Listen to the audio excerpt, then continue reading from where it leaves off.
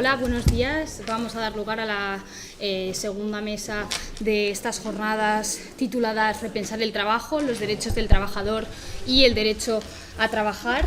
En este caso tenemos como ponentes a Isabel Turegano, que es profesora de la UCLM de Filosofía del Derecho y expondrá acerca de valorizar el trabajo de los cuidados. Y luego tenemos al segundo ponente, Javier, que también es profesor en la UCLM y también expondrá acerca de, en este caso, el capital humano, ¿verdad? Un trabajo humano.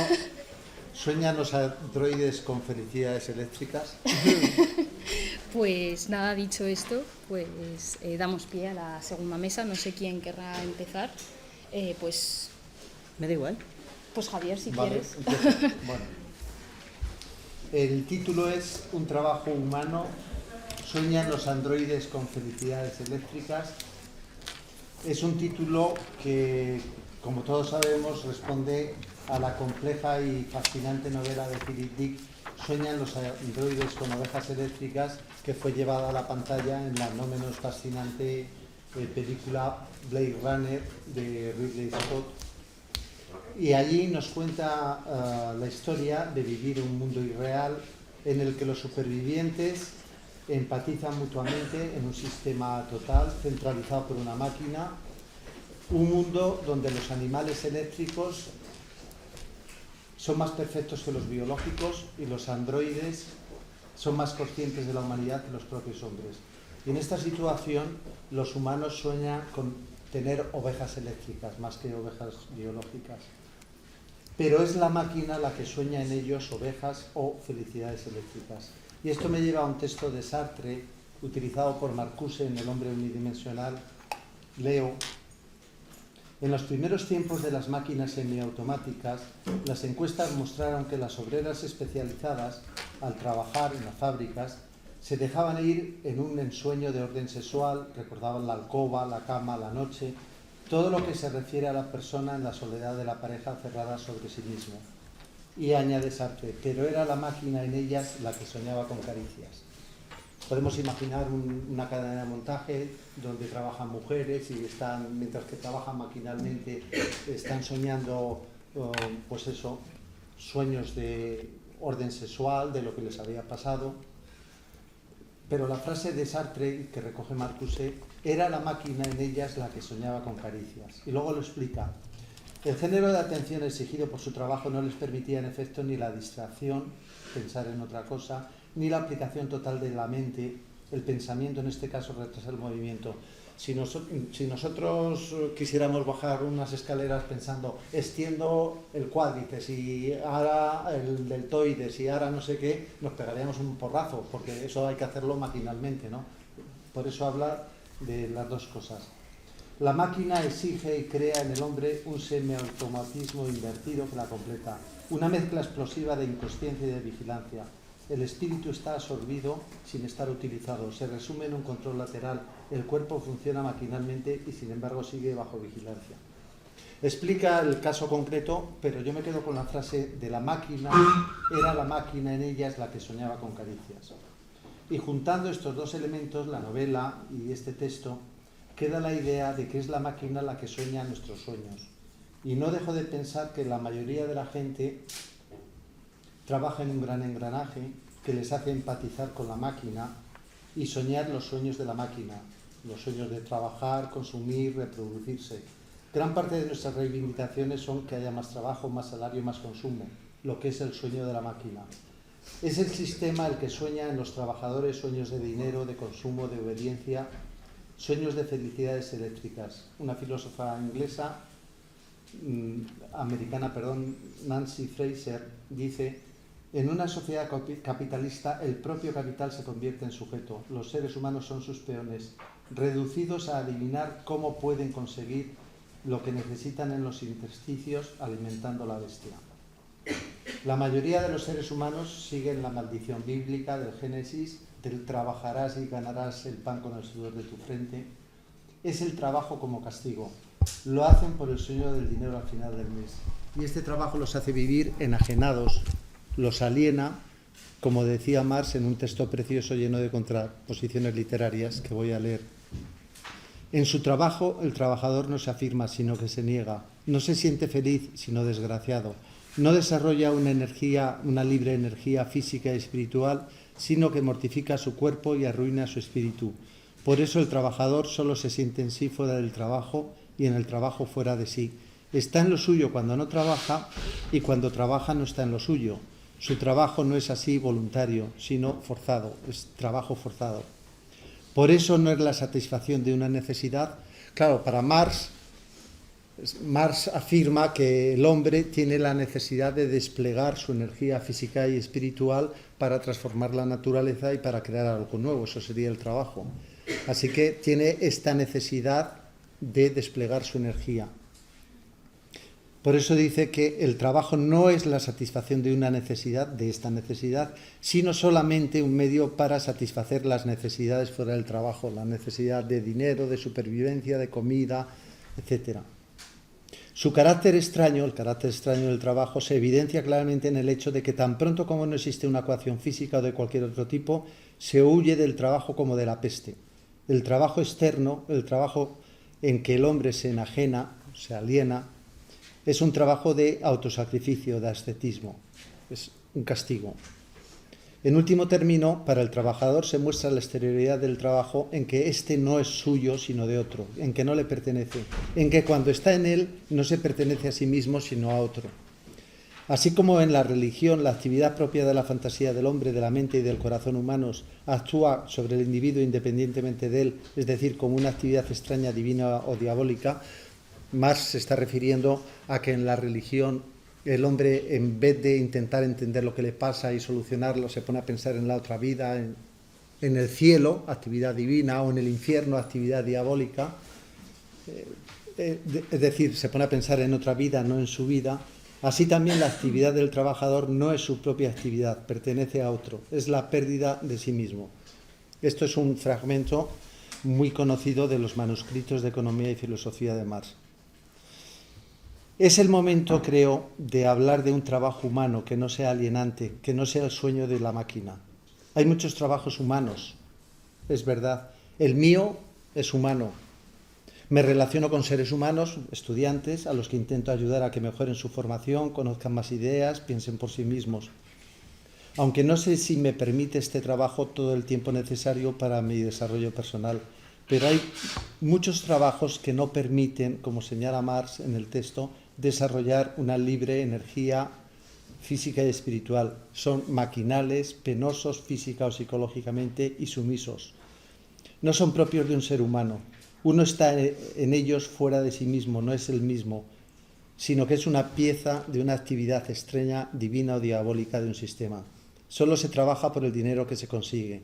Como dice Helen Hester, filósofa inglesa, se te fuerza a vivir tu vida valiosa y única en ese marco en el que la mayor parte de esta vida es vendida a los intereses de otra persona. Pero es verdad que algunos han convertido en humanos algunos trabajos que de por sí parecen penosos y maquinales. Los barrenderos de San Francisco, como cuenta Walser en Las esferas de la justicia, llegaron a convertir en orgullo su trabajo de barrenderos porque pusieron en el foco el servicio que hacían a la comunidad de limpieza y porque la sociedad les reconoció su trabajo. Llegaron a ser casi un cuerpo de élite, parece mentira, en el que mucha gente quería entrar allí por el reconocimiento social que conllevaba este trabajo. También podemos pensar en mujeres, fundamentalmente mujeres, que cuidan enfermos, pobres, desamparados, gente vulnerable y doliente, cuyos sufrimientos se nos mete en el alma, y lo hacen también que humanizan a los que cuidan y al mismo tiempo se humanizan a sí mismas. Pero trabajar de esta manera no es fácil porque la máquina no quiere que el trabajo se humanice, que se conciba como un servicio a la comunidad y como un despliegue libre de la energía personal. El ejemplo de los barrenderos de San Francisco y de tantos sanitarios nos muestra que trabajos maquinales y penosos, trabajos duros, pueden ser humanizados si los trabajadores son reconocidos por la sociedad y se sienten realizando un trabajo socialmente necesario. También, claro, deberían tener un salario digno para cubrir sus necesidades vitales y tener más tiempo libre del que tienen. Tal vez estos días cercanos al Día del Trabajo deberían ser un tiempo para reflexionar sobre cómo humanizar todos los trabajos. Quizá cada vez haya más trabajos maquinales y penosos que harán exclusivamente las máquinas, pero mientras tanto podría haber unas mejores condiciones de trabajo que de alguna manera pudieran humanizar algo el trabajo. Cuando yo era estudiante trabajé en verano en una fábrica cuyos puestos de trabajo eran en su mayoría tremendos, estaban afectados por un gran calor y un ruido infernal que consistían en tareas maquinales. No eran buenas condiciones de trabajo. Pero por otra parte no dejo de pensar que yo soy feliz cuando plancho o friego los cubiertos, dos trabajos un tanto maquinales, pues mientras tanto escucho música clásica. No me parece que planchar me deshumanice si estoy al mismo tiempo escuchando música clásica. Por eso pienso que todos los sitios de trabajo deberían tener un ambiente agradable a los trabajadores en el que ellos, si son trabajos maquinales, pudieran de alguna manera desarrollar su espíritu. Así que, suponiendo que se mejorasen y humanizasen los trabajos penosos y maquinales, creo el mayor problema son los trabajos sumisos, en los que las jerarquías prohíben el libre despliegue de la energía de los trabajadores y los quieren reducir a obedientes engranajes. Humanizar los trabajos sumisos depende sobre todo de los jefes. Esa debería ser la característica principal para elegir a un jefe, ser una persona que ni exige ni propende a la sumisión de sus empleados, pero suele ser todo lo contrario, porque las empresas copian la estructura vertical del ejército. En la función pública es más fácil, porque todo funcionario se debe al servicio de la comunidad y muchas veces tienen un cierto margen para desarrollar esa libre energía física y espiritual, como decía Marx. Pero la burocratización de los trabajos del funcionariado tiende también a estructuras verticales y muchas veces no deja ese margen. Y puestos a soñar, ¿por qué no dejar los sueños de la máquina y soñar otros sueños? Pedir más trabajo o más dinero es generalmente de alguna manera alimentar a la máquina. Deberíamos pedir otro trabajo. Quizá no deberíamos recibir un dinero por un trabajo que nos somete, sino por ser miembros de una sociedad que nos facilita ser más humanos. No cobrar por trabajar, eso sí que sería revolucionario. Que la renta que obtiene una persona para vivir no fuera proporcional a la evaluación que la máquina hace de su trabajo, es decir, a la evaluación ajustada al rendimiento del capital que proporciona o correspondiente a la sumisión que muestra. En vez de poner el acento en el trabajo para acumulación de capital, se colocaría el foco en el trabajo que es necesario para que la sociedad funcione bien. La cuestión es cómo organizar el trabajo socialmente necesario. Quizá un principio utilizado en el siglo XIX por socialistas utópicos y anarquistas y difundido por Marx siga hoy teniendo valor para estas reflexiones. Que todo el mundo trabaje según sus posibilidades y reciba según sus necesidades. Formulado literalmente, Marx decía, de cada cual según sus capacidades, a cada cual según sus necesidades. Naturalmente todos pensamos que esta propuesta nos coloca en el reino de la utopía y de lo imposible, pero deberíamos tener siempre presente la advertencia de Marx al final de su obra La política como vocación. Decía, es completamente cierto, y así lo prueba la historia, que en este mundo no se consigue nunca lo posible si no se intenta lo imposible una y otra vez. Realmente no sabemos lo que es posible hasta que no se intenta una y otra vez lo que parece imposible. Y las utopías son el horizonte al que tenemos que mirar para andar el camino, hacia dónde deberíamos ir. Porque si nos miramos a las suelas de nuestros zapatos, a la realidad, al final nos pegaremos un trompazo. Y la pregunta por el trabajo no debe dejar de lado la pregunta por el tiempo libre, pues en nuestras sociedades los dos elementos están totalmente relacionados. El tiempo libre es generalmente el momento de la reproducción del sistema en la familia, el trabajo gratuito para el sistema cuando no se trabaja. El objetivo de la máquina es tener nuevos miembros. Es el tiempo libre, el tiempo de la recuperación de las fuerzas físicas mediante la comida o el dormir, y es el tiempo de la reposición de la energía mental para seguir trabajando. Pero no deberíamos entender el tiempo libre como un tiempo de recuperarse mediante la evasión y el consumo para volver a trabajar. Concebir así el tiempo libre como recuperación para volver a trabajar nos lleva a subordinar la vida al trabajo y a pensar que nuestra necesidad es trabajar más.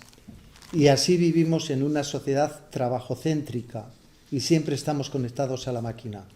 Para mucha gente toda la vida se reduce a trabajar directamente para el sistema y a tener tiempo libre, pero entendido como trabajo indirecto para el sistema mediante las tareas de la reproducción social o de las tareas de recuperación para volver a trabajar. No concebimos el tiempo libre como el otium cum dignitate de Cicerón, un tiempo libre digno, entendido como un momento que merece la pena porque lo utilizamos como ocasión para el desarrollo personal. Apenas tenemos tiempo libre para nosotros mismos, para nuestro desarrollo personal. La mayoría del tiempo libre es para la reproducción del sistema, la casa, los niños, los ancianos. Tenderíamos a pensar que la tecnología ha simplificado mucho las tareas del hogar y de la crianza de la infancia, así como que ha reducido el tiempo de trabajo en ellas, pero no es cierto. Helen Hester y Snizzek, su marido, en la crisis de la reproducción social, el fin del trabajo, afirman: el trabajo de feministas como Ellen Lupton, Ruth Sparks o Judy Bachman nos han enseñado que una razón por la cual el tiempo empleado en las tareas domésticas no se redujo tras el ascenso de los electrodomésticos en el siglo XX.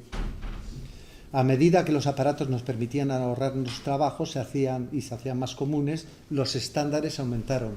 Se suponía que la limpieza tenía que ser más profunda y darse con más frecuencia, que las actividades educativas a las que se suponía que uno tenía que dedicarse con sus hijos se volverían más frecuentes. Con los niños hay que llevarlos a un sitio, hay que llevarlos a otro, comprarles un ordenador, estar con ellos que aprender informática,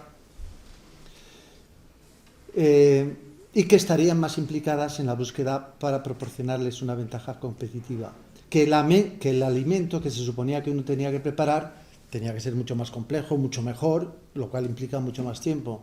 Se suponía que los jardines delanteros de nuestros patios deberían estar inmaculados, sin malas hierbas y marcados con unas franjas homogéneas y perfectas.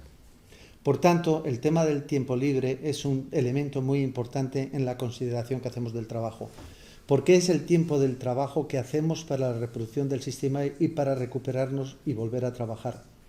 Pero debería ser el tiempo para el desarrollo personal. Parece muy interesante la propuesta de Hester de ligar la igualdad a compartir entre todos los trabajos duros y el tiempo libre. En primer lugar, humanizaría mucho a las personas que no tenemos trabajos maquinales penosos y sumisos, pues nos haría sentir la igualdad con los que sí los tienen. Es muy importante en el trabajo de la casa para construir la igualdad entre el hombre y la mujer. Generalmente, cuando se pretende la igualdad de los seres humanos, se piensa en acabar con esas tremendas desigualdades que hay en el mundo entre rentas del sector rico y del sector más pobre. Se pone el foco en las desigualdades económicas, pero el origen de las desigualdades radica más bien en el tipo de trabajo y en el tiempo libre. Compartir la cantidad de tiempo libre y el acceso a diversas posibilidades buenas es algo esencial para la igualdad y la justicia en la sociedad y para el desarrollo personal de muchas personas. ¿Por qué no soñar hoy ideales de justicia, de trabajo humano, de desarrollo personal en el tiempo libre, de una humanidad sin guerras, de un medio ambiente limpio, de igualdad de género o raza? La palabra pobre viene de la palabra latina pauper, que es la contracción de dos palabras, paucus parere. Si se dice muy deprisa paucus parere, se dice pauper. Paucus parere significa parir poco, ser poco fecundo para poder realizar toda la potencialidad de la que se es capaz. Eso es ser pobre. ¿Por qué no soñar hoy en un mundo sin pobres, en el que todas las personas puedan desarrollar toda su energía física y espiritual? ¿Por qué no soñar hoy nuestros propios sueños y no los de la máquina? Muchas gracias.